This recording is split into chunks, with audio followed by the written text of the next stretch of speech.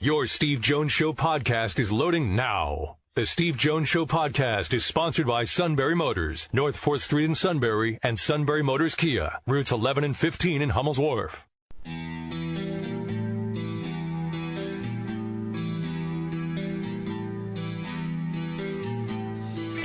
Sports talk where your voice counts. This is the Steve Jones Show on News Radio 1070 WKOK.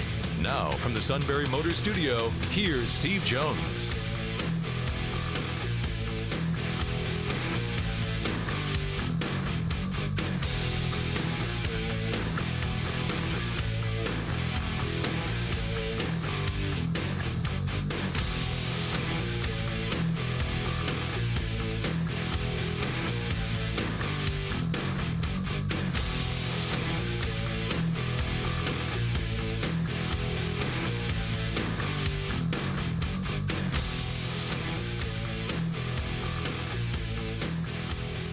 Good afternoon, everybody. It is the Steve Jones Show on a Wednesday. News Radio 1070 WKOK. Matt Catrillo here with you.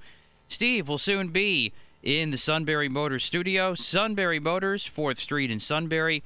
Sunbury Motors Kia, routes 11 and 15 in Hummel's Wharf. And online at sunburymotors.com. Ford, Lincoln, Kia, Hyundai, all new pre-owned inventory. All at Sunbury Motors, 4th Street in Sunbury. Sunbury Motors Kia, routes 11 and 15 in Hummel's Wharf, and online at sunburymotors.com. Loaded show for today. Starting off at 3:35, Rayven Sample from Bucknell Track and Field is going to join us, and he is now a Paralympian and will be representing Team USA in the 400 late August in Tokyo. So really excited to have him aboard with us today. We mentioned it once before over on the news side of things when it first got announced a couple of weeks ago, but we were able to finally get him on with us here today. So we'll have him join us at 3:35 today. And it's a really cool story with him and how he was able to climb up the ladder and get to the point that he is at right now in his career. So looking forward to having him join us at 3:35 today. One of two Bucknell athletes heading to Tokyo. So really excited about that. Then at 4:06, we got former ESPN college football insider Phil Steele. Of course, has his big preview each and every year. Always updates it constantly. Always good info from him. And he'll join us at 4:06 today. What is he going to think about Penn State's chances this year? I am very, very curious to hear that from him. So we'll hear that at 4:06 today. Because honestly, when it comes to me, I want to say that Penn State is better. I think they should be better considering the talent they had last year and they underachieved greatly. I liked how they ended last year. But I think there's still a lot of question marks you have to see. Are you going to see consistency from Sean Clifford? Of course, we talked about that ad nauseum all off season long. We're going to see from other young guys on the offense. You know, defensively, I think they should be strong. So the potential is there. I think so. Good enough to beat Ohio State? No, but good enough to, I think, compete. But after what I saw last year, it's kind of hard to say. So I think the potential's there, but I'm not quite there just yet. But we'll see what Phil has to say at 4:06 today, as we're not that far away from the start of the season. We're creeping up to the middle of July already, so we're looking forward to that. NFL training camps, of course, start in a couple weeks. And speaking of that, Jerry Dulac will join us tomorrow. Probably going to do a little Steelers with him, and also to preview the Open. Yes, the Open Championship, which I'm going to ask Jerry about how Arnie saved it. I mean, the Open was going to be played no matter what. Arnie saved the perception of it. He got the American player to go over in the 60s. He won it. He brought excitement to it. The Open Championship in this country was, whatever. Players like, I'm not going to go. And Arnie saved it. I'm going to talk to Jerry about that, then get into this year's deal. Fair enough? Yeah. Yeah, that's what we're going to do. The All-Star game, first of all, yesterday was National French Fry Day. Oh, yes. Did you enjoy your time out last night? So I went out, Tom McGrath, Gary, Amy, and young Jack Goloszewski. We went out to the field last night here in State College. Got the table of fries. Phenomenal. Now, the company was phenomenal. I mean, just some of the greatest people to be around, without question. They're just awesome people. Great friends. Great friends. And so that part was fun. But, yeah, the fries were phenomenal last night. Really enjoyed it. Your home run derby. Now, I watched, I would say, 5-6 minutes total of it in bits and pieces. People watched it. The NBA final between the Bucks and the Suns drew 9.6 million viewers. You know what the home run derby drew? 7 million. On cable. There you Remember, go. the NBA finals are on over the air. No, I mean, it's not. There you go. It's like, that's good. I mean, baseball had a good week, by the way. I mean, baseball did have a good week. Let's be honest. The draft was actually well viewed. Greg Amsinger, and Greg's a great guy. I've met Yes, Greg he is. I've met several him, too. times. Greg is, because he's done some BTN stuff. Okay, basketball. So I've had a chance to really talk to Greg. You know, shoot. That's one thing about shoot-arounds. You know, shoot-arounds, you can have a lot of long conversations with people. You know, Joe Davis, you know, everybody. Greg Amster. Greg's a great guy. Great voice, too. But he did a great job of hosting the draft. The draft drew very good ratings. The home run derby drew phenomenal ratings, to be honest with you. Phenomenal ratings. 7 million is great. And that's not a good rating. That's a great rating. Okay? And now we don't know what the rating for the game itself was last night.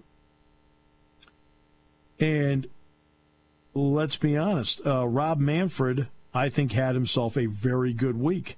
Again, I've said this a million times on this show, and when you are going to sit there and be critical of something or someone, you have to have the ability to praise them. And the reason is this, that when you do get around to having a complaint or being negative about something, you are coming at it from a perspective of balance. That when they do something right, you're one of the first people to chime in and say, hey, man, they did a great job. That was great. Then when you do criticize them, because you're balanced, you're not just being critical for criticism's sake. Memo to the corner office. S-U-I-T, that spells Suta! That's our guy. Yeah. And Rob Manfred, I thought, gave a great account of himself the entire time. Now, you can argue about his explanation of moving from Atlanta to Denver. That's fine. That's going to stay out of this show. I don't really need to get into that. That's something that's, water under the bridge. But he's talking about where baseball is right now. He's talking about the young stars in the game, of which there is a plethora of them. He was talking about taking baseball back to its roots. In other words, no more 7-inning doubleheaders. If you're going to play a doubleheader, it's going to be 9 innings each way. He talked about extra innings, no more runner on second starting next year. They want to bring it back to, hey, look, you're going to have to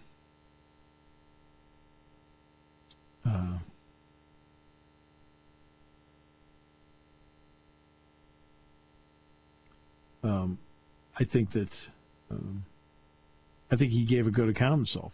Now, when it came to the labor negotiations, Tony Clark, by the way, also had himself a good press conference. But the bottom line is that when the World Series is over, the only story in baseball that is going to be of any importance at all will be the contract negotiations, labor-wise, between the players and the owners. and the ability of each to keep their perspective from being leaked and put out there as a story. You will not see, I would venture to say, you probably won't see any free agent moves after the World Series, because I think everybody will be waiting to see what the new contract looks like. But that will be the next big story in the sport. But I would say this. I think Major League Baseball had itself a really good 3 days. And the Home Run Derby, most watched Home Run Derby since 2017, with 7.1 million viewers across ESPN and ESPN2, up 13% and 19% from 19 and 18 respectively. That's tremendous. That is awesome.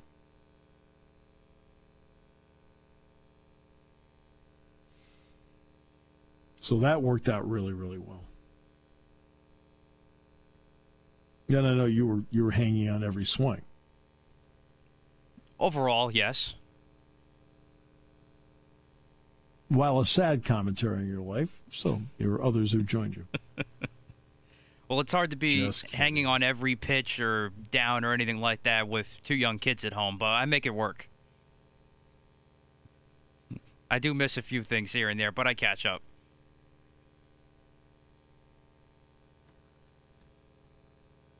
Lisa, watch the kids. I'm watching the Home Run Derby.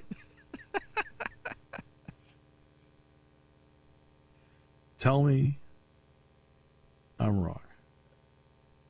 Yeah, not really.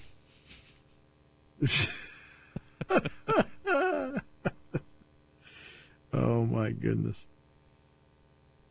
But it shows you how much trouble the NBA is having right now. That the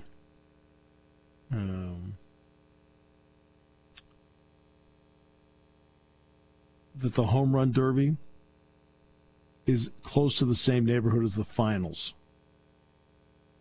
I know again, don't be fooled at all by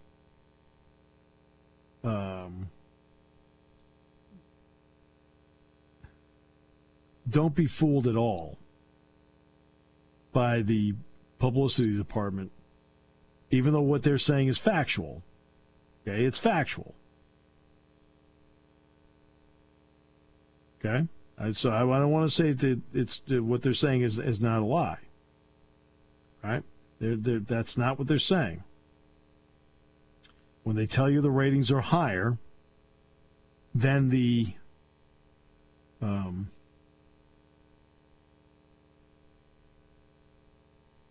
when they tell you the ratings are higher than 2020, they are absolutely right. They're absolutely right.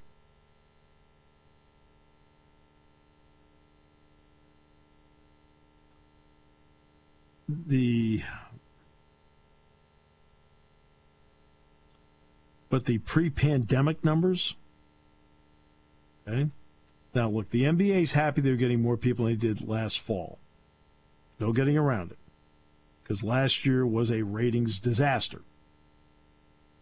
So the first 3 games with the Bucks and the Suns averaging 9 million viewers. That's 33% higher than last fall. So that's great, right? Okay. The first 3 games of 2021 compared to the first 3 games of 2019, 4.63 million fewer viewers, down 34%. And remember, you want to make it worse? You want to make it worse? Remember, Toronto is not a rated market. It's not in the United States. So you didn't even have the bump of the local market to your Nielsen ratings. Total viewership for the first 3 games in 2019 was 40.8 million. This year, 26.95.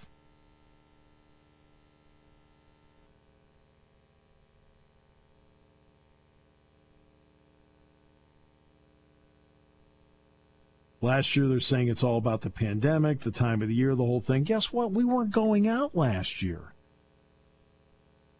Yet people decided to watch Netflix instead of the NBA Finals.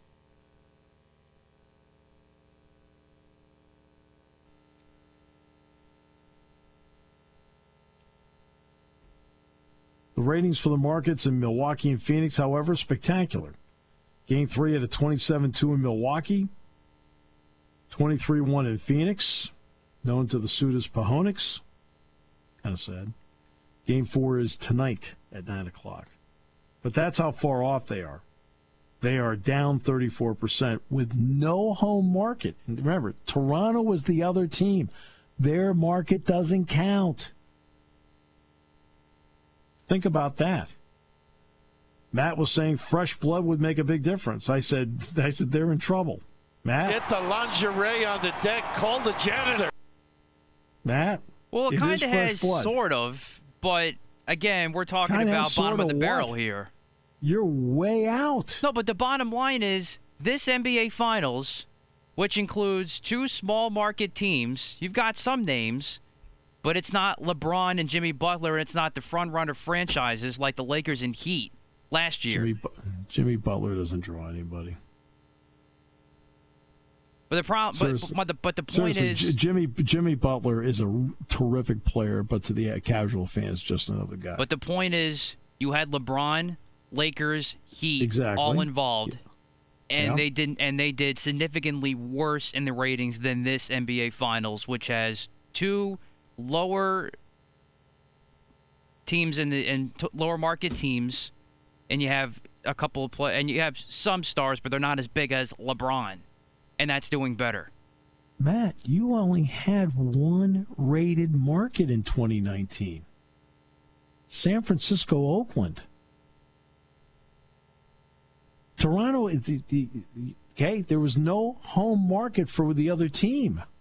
But let's face it, if the NBA's been in this bad a shape, it doesn't matter that Toronto wasn't involved in that because the ratings still I don't think would have made that big a difference. No, but that's not my point. My point is the rating would have been higher. But by how much is my point? Not by much, I don't think. Oh, I don't know. Toronto. First of all, Toronto's a big city. All right, so you're talking about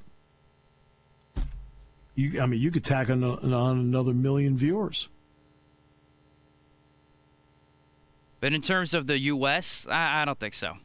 I don't think it would have made that big a difference. Yes, it would have. If Toronto's in the United States, it would have tacked on another ratings point. I mean, you may be essentially down 40% from 2 years ago. 40%. You're down 34% now. You may be down over 40% if you'd had the other home market in there. I mean, this is being boosted with Milwaukee with a 27. Imagine if the opposing city had a 27 in 2019. They had 27 in Toronto in 2019, but it didn't count toward the ratings. This rating is with 1 team in the United States having a rated market. In other words, this is even worse than even the numbers portray. This is worse. This is the second lowest rated NBA final ever, beating out last year. They've got problems, and the problems extend. Right, the problems extend deeper than people realize. That's my point. I mean, the 2019 Nielsen figure is pounding current numbers, and that includes not having 1 team's market included. Wow.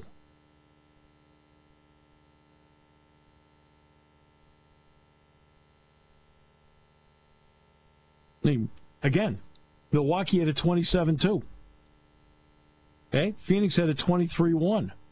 All right, so let's take the worst-case scenario. What if Toronto gets a 23-1 in there in the United States? What does that do to the rating? Kicks it way up. So they're essentially down over 40% from 2 years ago. 40% is a gigantic drop. It's a gigantic drop.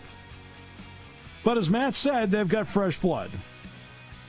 In other words, what's happening right now is what we predicted years ago would happen. I wanted to see how popular is the league if they don't have the megastar or the mega team in it. And we're seeing now, people are watching, but they've lost casual fans across the board. They've lost millions of casual. They've lost at least, I'd say they've lost almost 6 million fans watching from 2 years ago. That's a gigantic number. And you know what they're now doing based on our research? I guess now they're listening to Shikellamy football. Didn't you get the note? I must not have. Suit sent it out. When it comes to car buying, there's the other guy's way, and then there's the SMC way. The other guys force you into a vehicle you really don't want. The Sunbury Motors way lets you take the time you need to browse, ask questions, and take the test drive and think on it. For over 100 years, the Mertz family and all their employees have made your experience the most pleasant one you'll ever have. The other guys won't offer you the best price for your trade, no matter how much they say they will. The SMC way is their promise to provide you with the most money the market shows your vehicle is worth. The SMC way is to offer you all applicable factory rebates on new vehicles and generous discounts. Looking for a pre-owned vehicle? The SMC way checks each vehicle in a 200-mile radius to determine the lowest price, then beat it. It's the lowest price promise, just part of the SMC way. The choice is up to you, the other guy's way or the SMC way. The SMC way wins every time. Sunbury Motors Company in the North 4th Street Auto Plaza, Sunbury, and at sunburymotors.com. Selling more cars and satisfying more customers for over 100 years. Taking your calls at 800-795-9565. This is The Steve Jones Show on News Radio 1070 WKOK. Now, from the Sunbury Motors Studio, here's Steve Jones. Sunbury Motors, 4th Street in Sunbury. Sunbury Motors, Kia, routes 11 and 15, Hummels Wharf, and online at sunburymotors.com. Ford, Lincoln, Kia, Hyundai. Best in new inventory. Great pre-owned inventory. It is all at Sunbury Motors, 4th Street in Sunbury. Sunbury Motors Kia, routes 11 and 15, Hummels Wharf, and online at sunburymotors.com. All right. The Olympics will start a week from Friday. Matt will be sitting there with the suit, watching people walk around in a circle. That's the opening ceremony. Now, on the surface, does it sound like I'm a hater? Yes. Oh. It's awful. You would say that about me. Awful. Then they'll actually start playing. On August 27th, the Paralympic Games take place in Tokyo. And Bucknell's own Rayven Sample, who just finished his freshman year, is going to be on the U.S. team in the 400. And earlier today, I had the privilege of talking with him. And we welcome everyone back, and joined now by Rayven Sample, who is a member of the track and field team for the United States Paralympic track and field team. Rayven, welcome to the show. Congratulations on a great accomplishment. Thank you very much. All right, now this is going to take place, obviously, in Tokyo. So what have they told you? What do you have to do now to make sure that you're able to go? What are the protocols that they put forward for you?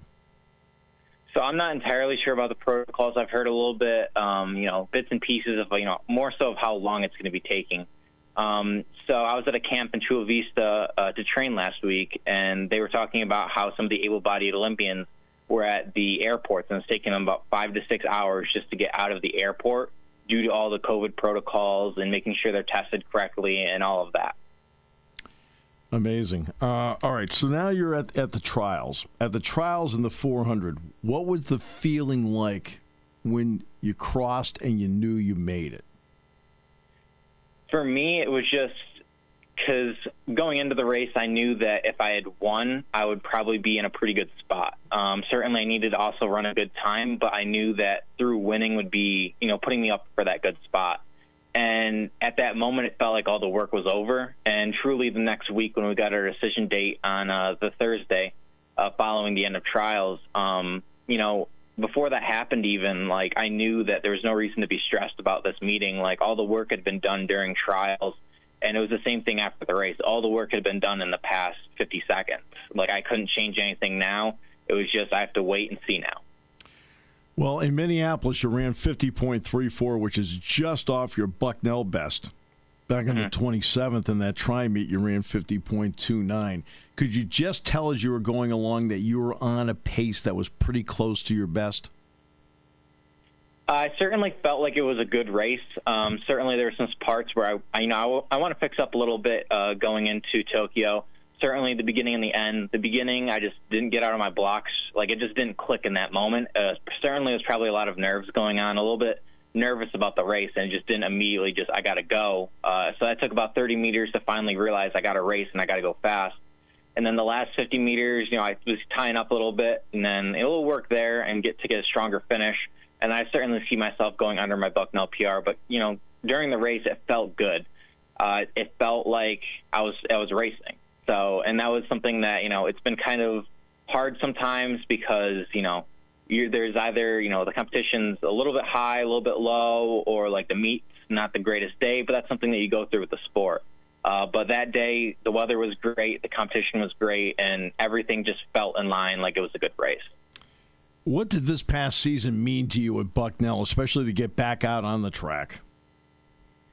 So after the long COVID break and everything, it felt so amazing to finally be doing the sport I love again. Certainly I love training, and, I wouldn't trade the world for even having the ability to just go out and practice every day. But a meet is just so different. It's kind of, that's where you're able to, really, I've seen quotes like Usain Bolt, he said, I've spent years to run 9 seconds.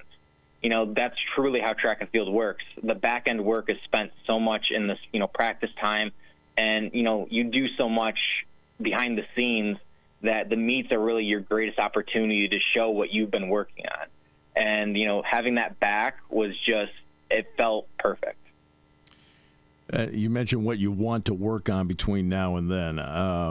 So you want to get out of the blocks quicker. Obviously, you feel you can make up, I don't know, how many hundreds you can make up by getting out of the block. Has that always been a priority? I mean, it's going to be a priority for any runner.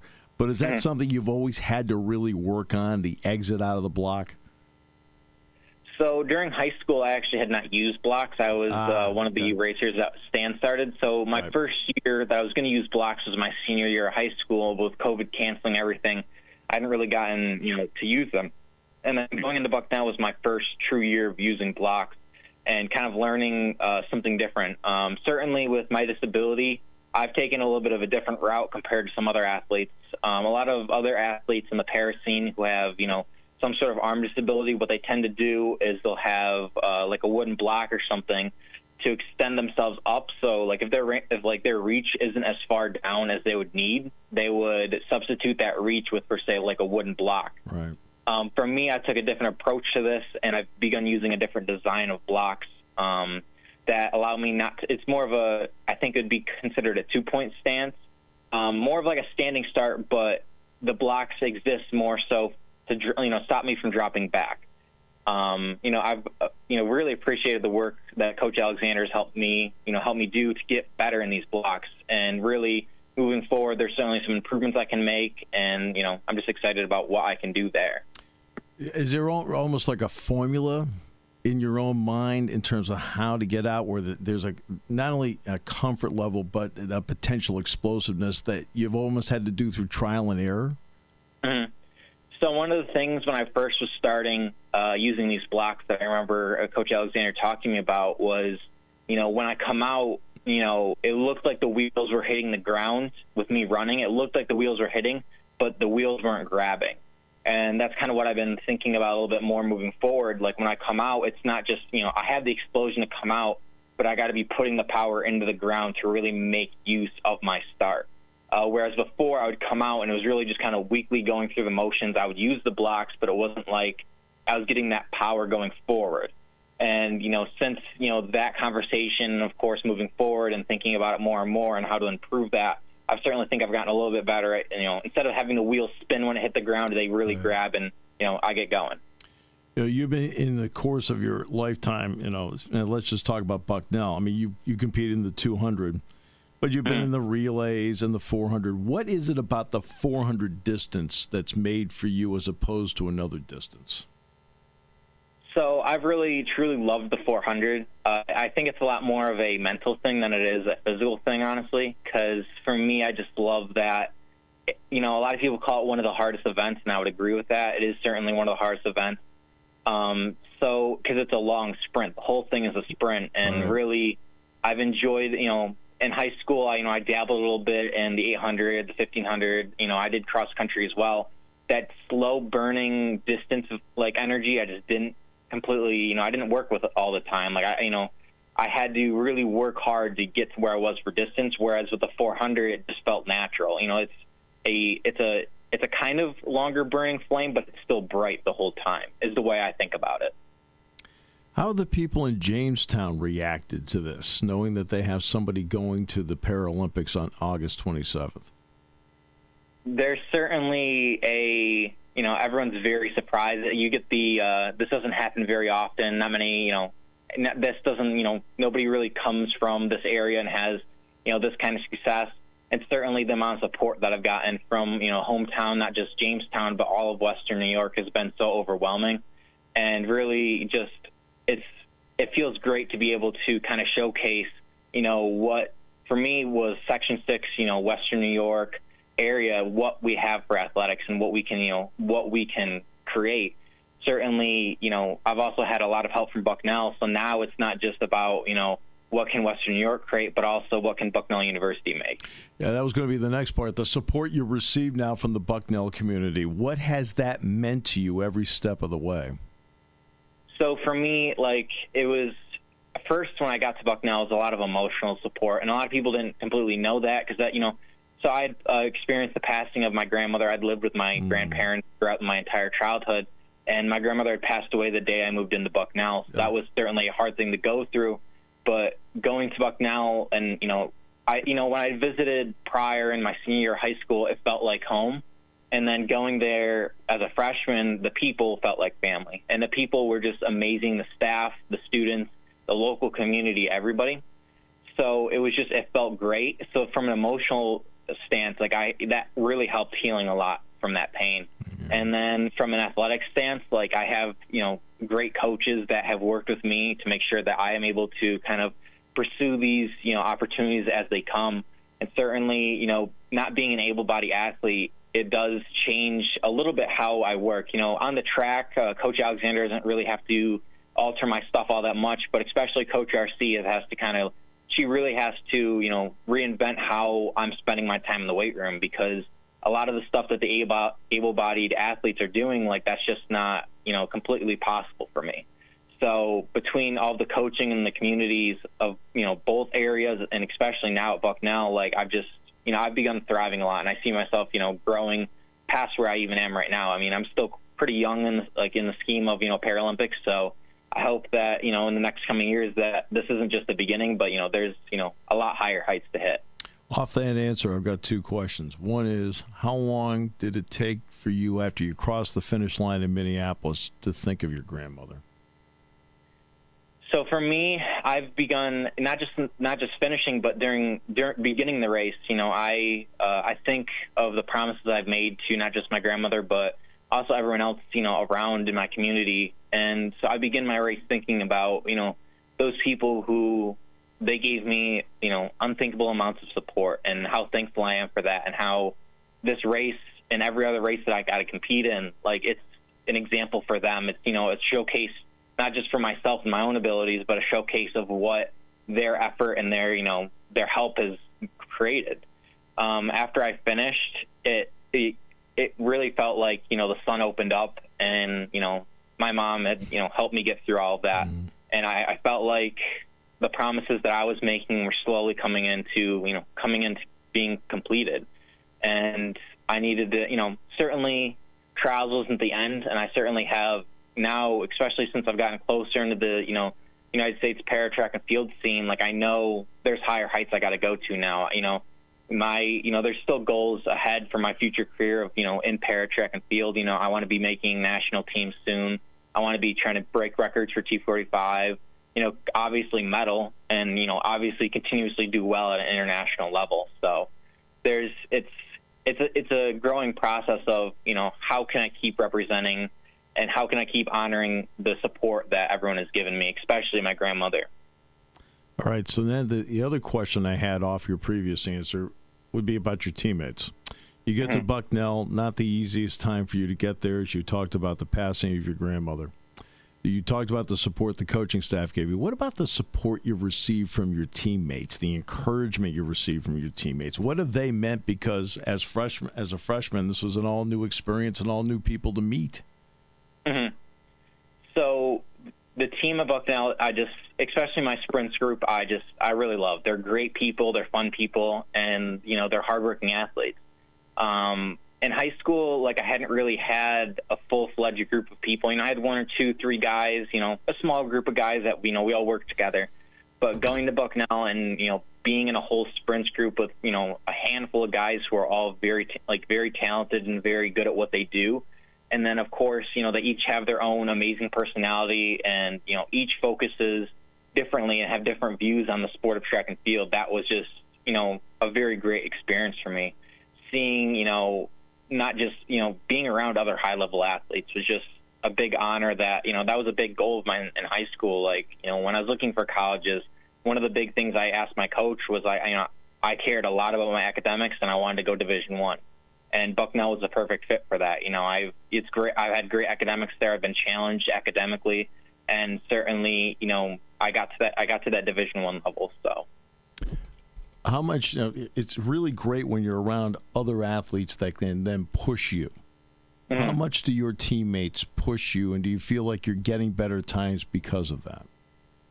100%. So with the 400, there's some guys that I certainly, there's certainly some standout guys that I think about of, who do I want to be at practice each day? Because who is what I see very good at different things. Certainly, graduating senior Alex Desoy, he was kind of like the mentor I had. I saw myself as kind of a younger him almost when I came in, and I wanted to definitely be, up close and, trying to stay with him during practices and stay with him during races. That was certainly a big goal of mine. Another freshman, Matt Perello, and, an upperclassman, Kevin Boyle, they're our short sprinters. They're fast. I want to be fast like them. I want to be able to have that speed. And, other guys like Caleb Wooten, guys I, work right with every day, they're just, I'm working with them. I'm working to try to be not just better for myself, but better for them, because they're putting in hard work along with me. That's what this is all about. It's not just about, I'm there to, beat every guy on the team. I'm there to kind of grow with the team, because we're all putting that hard work in. We're all trying to get better. And, that's what matters the most. You've represented Falconer High School, which, as I told you before we started, I've actually have been to. You have represented and continue to represent Bucknell. What does it mean now to you to represent the United States? I know when I got my Team USA, jersey and the kit and the package of everything, that was phenomenal, honestly. For me, up until that point, everything along the process, the decision date, finishing the trials race, all that just felt peaceful. But my firework moment was opening up the gear kit and seeing that Team USA jersey sitting right on top. That was my moment where everything felt like I was on top of the world, because it's just, that's the dream. This is truly Paralympics, and, this level that I'm at now, it's truly the top of the mountain. And, there is higher to go on the mountain, of course, but this is the highest level of competition. And it's just so baffling that I have the opportunity to be able to compete at that level. Well, you not only have everybody in Western New York rooting for you, you not only have everybody in the Valley rooting for you, you're now going to have everybody in the country rooting for you. Congratulations on a great accomplishment to this point, and best of luck in reaching all the goals that you want, Rayven. Congratulations. Thank you so much. Thank you so much. We'll come back with more in a moment here on News Radio 1070 WKOK.